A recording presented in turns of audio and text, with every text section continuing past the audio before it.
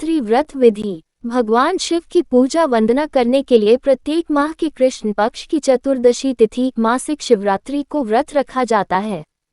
लेकिन सबसे बड़ी शिवरात्रि फाल्गुन मास की कृष्ण चतुर्दशी होती है। इसे महाशिवरात्रि भी कहा जाता है। वर्ष 2015 में महाशिवरात्रि का व्रत 17 फरवरी को रखा जाएगा। शिवरात्रि व्रत विधि। गरुड़ पुराण के अनुसार शिवरात्रि से एक दिन पूर्व त्रयोदशी तिथि में शिव जी की पूजा करनी चाहिए और व्रत का संकल्प लेना चाहिए। इसके उपरांत चतुर्दशी तिथि को निराहार रहना चाहिए। महाशिवरात्रि के दिन भगवान शिव को जल चढ़ाने से विशेष पुण्य प्राप्त होता है। शिवरात्रि के दिन भगवान शिव की मूर्ति या शिवलिंग को पंचामृत से स्नान कराकर ओम नमो नमः शिवाय मंत्र से पूजा करनी चाहिए।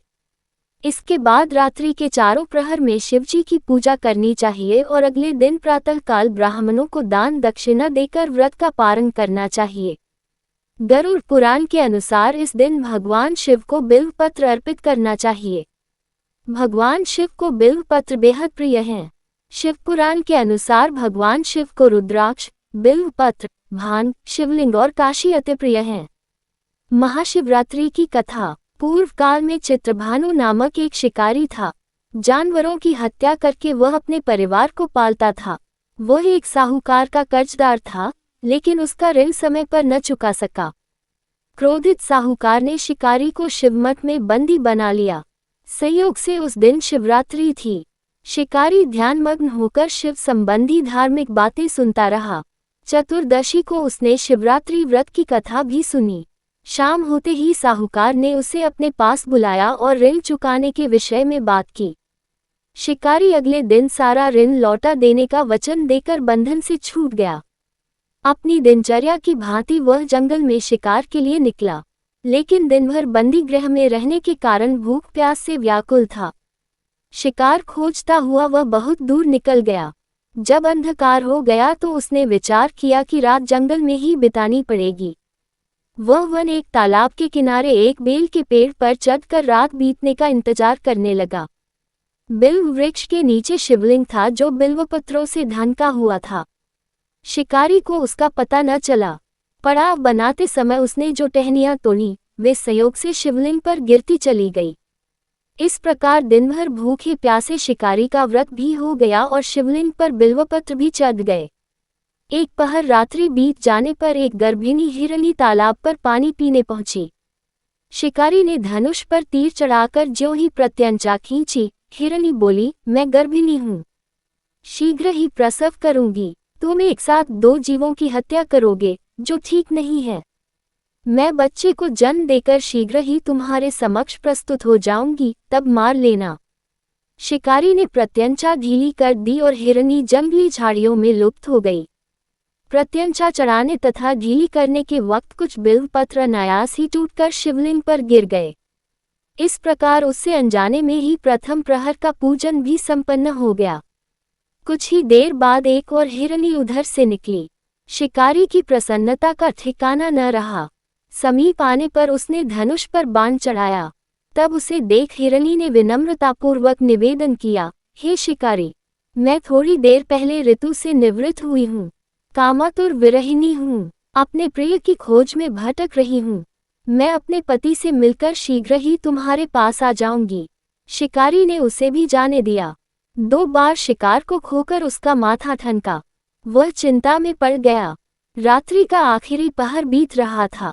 इस बार भी धनुष से लगकर कुछ बेलपत्र शिवलिंग पर जा गिरे तथा दूसरे प्रहर की पूजन भी संपन्न हो गई। तभी एक अन्य हिरनी अपने बच्चों के साथ उधर से निकली। शिकारी के लिए ये स्वर्णिम अवसर था। उसने धनुष पर तीर चढ़ाने में देर नहीं लगाई। वह तीर छोड़ने ही वाला था कि हिरनी बोली, हे शिकारी, मैं इन बच्चों को इनके पिता के हवाले करके लौट आऊंगी। इस समय मुझे मत मारो। शिकारी हंसा और बोला, सामने आए शिकार को छोड़ दूं, मैं ऐसा मूर्ख नहीं। इससे पहले मैं 2 बार अपना शिकार खो चुका हूँ। मेरे बच्चे भूख प्यास से व्यग्र हो रहे होंगे। उत्तर में हिरनी ने फिर कहा, जैसे तुम्हें अपने बच्चों की ममता सता रही है, ठीक वैसे ही मुझे भी। हे शिकारी, मेरा विश्वास करो, मैं इन्हें इनके पिता के पास छोड़कर तुरंत लौटने की प्रतिज्ञा करती हूँ। हिरनी का दीन स्वर सुनकर शिकारी को उस पर दया आ गई। उसने उस मृगी को भी जाने दिया। शिकार के अभाव में तथा भूख प्यास से व्याकुल शिकारी अनजाने में ही बेल वृक्ष पर बैठा बेलपत्र तोड़ तोड़कर नीचे फेंकता जा रहा था। फटने को हुई तो एक हृष्ट-पुष्ट मृग उसी रास्ते पर आया। शिकारी ने सोच लिया कि इसका शिकार वह अवश्य करेगा। शिकारी की तनी प्रत्यंचा देखकर मृग विनीत स्वर में बोला, हे शिकारी, यदि तुमने मुझसे पूर्व आने वाली 3 मृगियों तथा छोटे छोटे बच्चों को मार डाला है तो मुझे भी मारने में विलंब न करो, ताकि मुझे उनके वियोग में एक क्षण भी दुख न सहना पड़े। मैं उन हिरनियों का पति हूँ। यदि तुमने उन्हें जीवन दान दिया है तो मुझे भी कुछ क्षण का जीवन देने की कृपा करो। मैं उनसे मिलकर तुम्हारे समक्ष उपस्थित हो जाऊंगा। मृग की बात सुनते ही शिकारी के सामने पूरी रात का घटना चक्र घूम गया। उसने सारी कथा मृग को सुना दी। तब मृग ने कहा, मेरी तीनों पत्नियां जिस प्रकार प्रतिज्ञाबद्ध होकर गई हैं, मेरी मृत्यु से अपने धर्म का पालन नहीं कर पाएंगी। अतः जैसे तुमने उन्हें विश्वासपात्र मानकर छोड़ा है, वैसे ही मुझे भी जाने दो। मैं उन सबके साथ तुम्हारे सामने शीघ्र ही उपस्थित होता हूँ। शिकारी ने उसे भी जाने दिया। इस प्रकार प्रातः हो आए। उपवास, रात्रि जागरण तथा शिवलिंग पर बेलपत्र चढ़ने से अनजाने में ही पर शिवरात्रि की पूजा पूर्ण हो गई। पर अनजाने में ही की हुई पूजन का परिणाम उसे तत्काल मिला। शिकारी का हिंसक हृदय निर्मल हो गया। उसमें भगवत शक्ति का वास हो गया। थोड़ी ही देर बाद वह मृग सपरिवार शिकारी के समक्ष उपस्थित हो गया ताकि वह उनका शिकार कर सके, किंतु जंगली पशुओं की ऐसी सत्यता, सात्विकता एवं सामूहिक प्रेम भावना देखकर शिकारी को बड़ी ग्लानि हुई। उसने मृग परिवार को जीवन दान दे दिया। अनजाने में शिवरात्रि के व्रत का पालन करने पर भी शिकारी को मोक्ष की प्राप्ति हुई। जब मृत्यु काल में यमदूत उसके जीव को ले जाने आए तो शिवगुणों ने उन्हें वापस भेज दिया तथा शिकारी को शिवलोक ले गए। शिव जी की कृपा से ही अपने इस जन्म में राजा चित्रभानु अपने पिछले जन्म को याद रख पाए तथा महाशिवरात्रि के महत्व को जानकर उसका अगले जन्म में भी पालन कर पाए। शिवकथा का संदेश। शिकारी की कथानुसार महादेव तो अनजाने में किए गए व्रत का भी फल दे देते हैं, पर वास्तव में महादेव शिकारी की दया भाव से प्रसन्न हुए। अपने परिवार के कष्ट का ध्यान होते हुए भी शिकारी ने मृग परिवार को जाने दिया।